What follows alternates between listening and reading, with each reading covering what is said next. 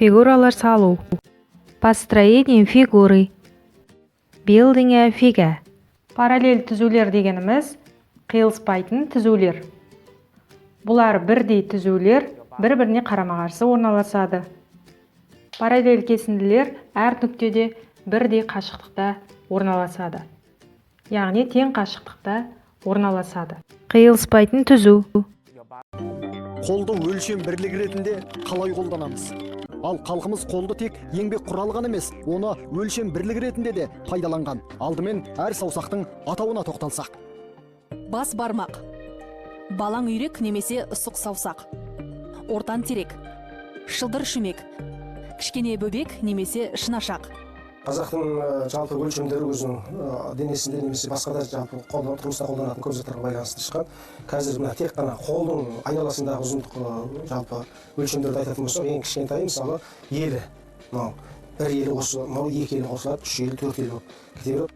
Елі Әр саусақтың еніне тең ұзындық бірлігі шамамен 2 сантиметр. Екінші сүйем. Осы бас бармақ пенен сұқ саусақтың арасындағы аралықта сүйем дейміз. сүйем, Бас бармақ пен сұқ саусақ аралығындағы қашықтық өлшемі шамамен 15-18 сантиметр. Одан кейін сынық сүйем. Сынық сүйем бас бармақ пенен сұқ саусақтың мына ортаңғы буыны аралығындағы аралықты сынық сүйем дейді.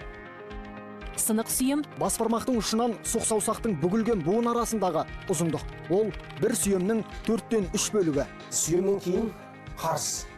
Қарыс мына сұқ саусақ пенен ортан қолдың аралығындағы қашықтықты қарыс дейміз. қарыс, Ересек адамның бас бармағынан ортаңғы саусағының ұшына дейінгі ұзындыққа тең аралық, шамамен 18-20 сантиметр. Одан кейін тұтам бар. Тұтам осы төрт саусақтың арасындағы мөлшер. Бір тұтам, екі тұтам, үш тұтам, төрт тұтам деп айтады. Осылай өлшейді. Сере деп айтады, сұқ саусақ пен шынашақтың арасы. Сұқ саусақ пен шынашақтың арасы сере деп. сере, Сұқ саусақ пен шынашақтың кере созылған арасы, шамамен бір сүйем ұзындыққа тең өлшем. Білем деп жатады, оның саусақтың ұшы менен мына қолдың бірінші буынының аралығындағы. Осы бір білем деп айтады. білем, Саусақтың ұшы мен қолдың бірінші буынының аралығы, яғни бір алақанға тең ұзындық. Одан кейінгі тағы бір өлшем құлаш. Бұл кеуде тұсынан иық тұсына қарай деп айтса да болады. Мына екі қолменен тартылған кезде мынау мысалы бір құлаш. Жарты құлаш деген мына кеуденің тура адамның қақ кеудесі бар ғой. Сонымен осы аралықты жарты құлаш. Жоғарыда аталған қолға қатысты қазақы өлшем бірліктерді енді сіз де білесіз.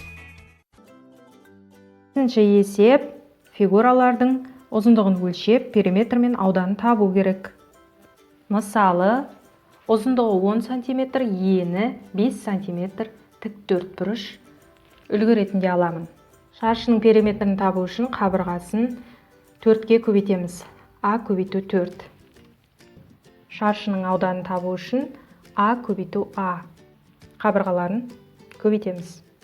Өз-өзіне 2 рет көбейтеміз, немесе А-ның квадраты. Мұнда мысалы ретінде бізге тік төртбұрыш берілді. Олай болса, тік төртбұрыштың периметрін табу үшін ұзындығы мен енін қосып, оны 2-ке көбейтеміз. Яғни, мен мына қызыл және жасыл түстермен белгі қойдым. Міне мұнда да қызыл түс бұл ұзындығы, жасыл түс бұл ені. Олай болса, ұзындығы 10 см, ені 5 см. Осы екеуін қосамыз, 15-ті 2-ке көбейтеміз, тең 30 см бұл тік төртбұрыштың периметрі. Енді тік төртбұрыштың ауданын табу үшін ұзындығы мен енін көбейте қоямыз. 10 см көбейту 5 см тең 50 см квадрат.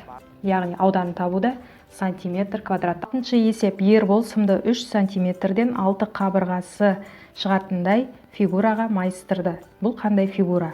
Атауы қандай?